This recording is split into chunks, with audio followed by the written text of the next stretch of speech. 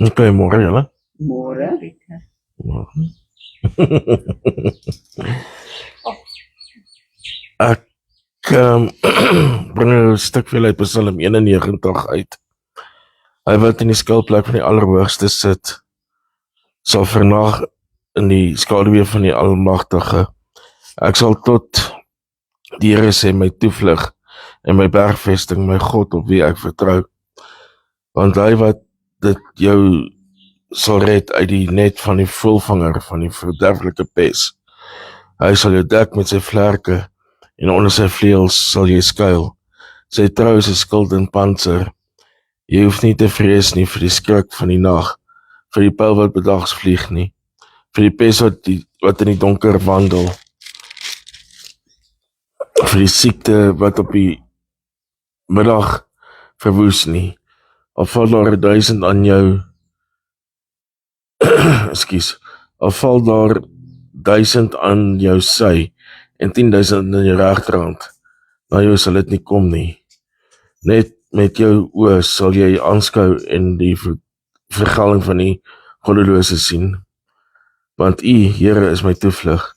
Die Allerhoogste het jou beskutting gemaak. Geen onheil sal jou tref en geen plaag sal jou tent inkom nie. Want hy sal sy engele aangaande jou bevel gee om jou te bewaar op al jou weë. Hy sal op jou die hande dra, sodat jy jou voet teen geen klip stamp nie.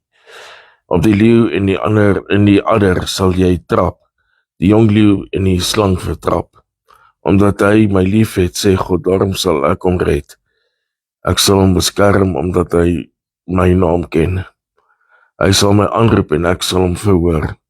In die nood sal ek by hom wees. Ek sal hom uitred en eer aan hom gee. Met lengte van dae sal ek hom versadig en ek sal hom my heil laat sien. Ok. Nou die inleiding is in Psalm 91.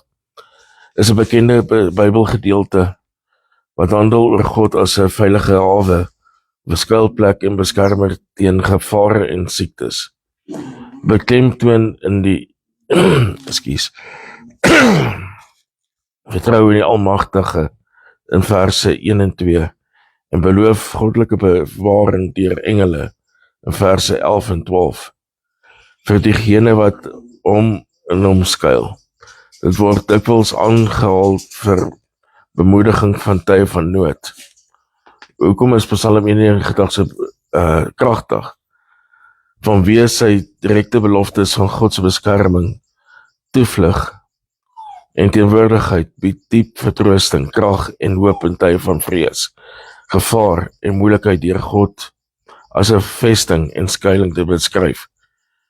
Wat gelowiges verseker dat hulle nooit alleen is nie en van gevaar verlos sal word deur ontwikkelbare vertroue in hom, wat dit 'n gewilde gebed vir goddelike beskerming maak. Kernredes vir sy krag,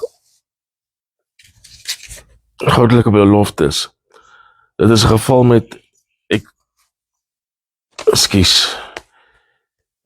dit is geval verklaringe van God soos ek sal hom red, ek sal hom beskerm en ek sal hom in nood wees by hom, wat 'n gevoel van veiligheid skep. Metafore van veiligheid. Dit gebruik lewendige beelde van God as skuiling, as skaduwee van die Almagtige, toevlugsnood en vesting wat 'n prentjie van 'n ontwikkelbare sorg verskilder.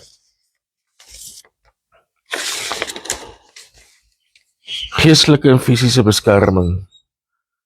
Beloftes aan die Here dek fisiese gevare, geestelike bedreigings, ongesiene gevare en dodelike siektes en spreek diep menslike vrese aan. Uitnodiging om te vertoef. Die openingsvers.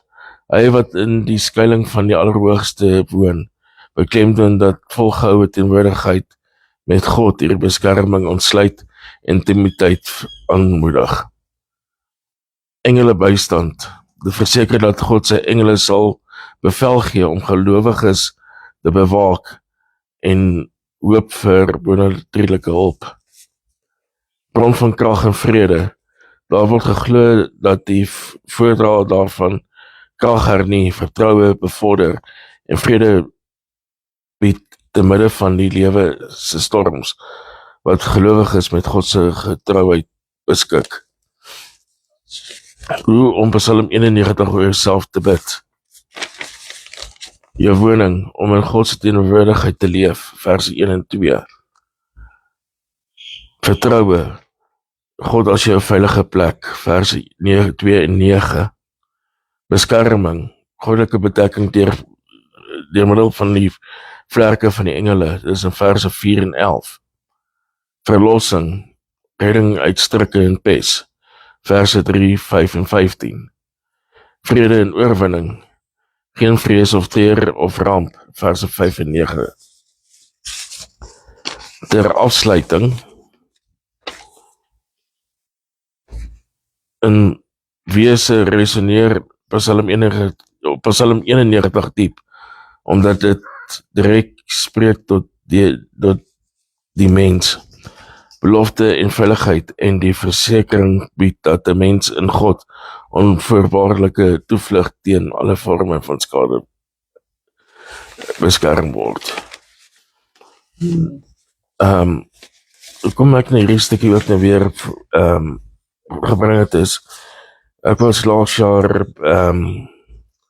gevra om final drive te gaan doen van 'n reaksie ou wat doodgeskiet is. Nou, ek het so gekyk en ek dink okay, ons is so 250 mense, maar met ons so 650 mense gewees.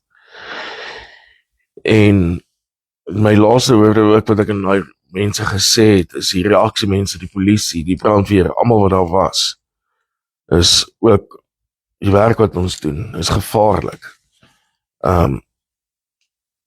Jy moet my lewe asof elke dag die laaste is, want jy gaan nie gewaarborg wees, jy gaan die dag by die huis kom nie. En ek sê vir ook, hulle moet maar 'n koelvaste baadjies dra. Dit gaan jou ten minste daarmee help. Want ek meen, hulle is uit om inbrekers of die mense van vandag, die mense doodmaak, is ook daai van, soos die duiwel loop, soos 'n brullende leeu. Hy kom in die nag om te slag en te verwoes. So, die Here is ons skuiling in alles, maar die Here het ons ook 'n gesonde verstand gegee, ook nie stupid goed aanvang nie. Ja, lewe self ook 'n voorstel nie. Presies. Moet dit nie geopen nie. Sorry, Elsie.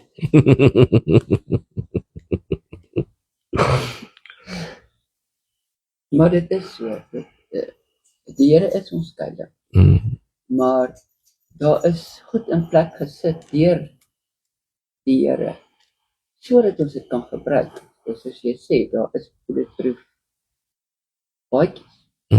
Almal kan dit seker nie bekostig nie, maar moenie gaan soek, moeilikheid gaan soek waar jy nie eintlik hoort nie. Presies. Moenie interfereer waar jy nie hoort nie. Ek bedoel, hoeveel keer is daar 'n ongeluk byvoorbeeld, hoeveel karre stop. Hulle dink nie, hulle loop oor die pad en 'n volgende kar staan. Presies. Jy stel jouself in gevaar. En die Here wil nie ons moet dit doen, maar ook so geestelik. Moenie na plekke toe gaan waar jy nie hoort nie. Want jy maak deure oop waar nie deure moet oopgemaak word. Jy sê. Annemarie? Ja, is reg, dan gaan ek ons afsluit. Dankie Liewer vir die geleese woord. Liewer, baie dankie dat ons almal hier by mekaar kan wees. Jy vra dat iemand ons res van die dag sal gaan, behoed en bepaal ons. Gaan wees en saam met ons die nagmaal gebruik. By ons in Jesus naam alleen. Amen.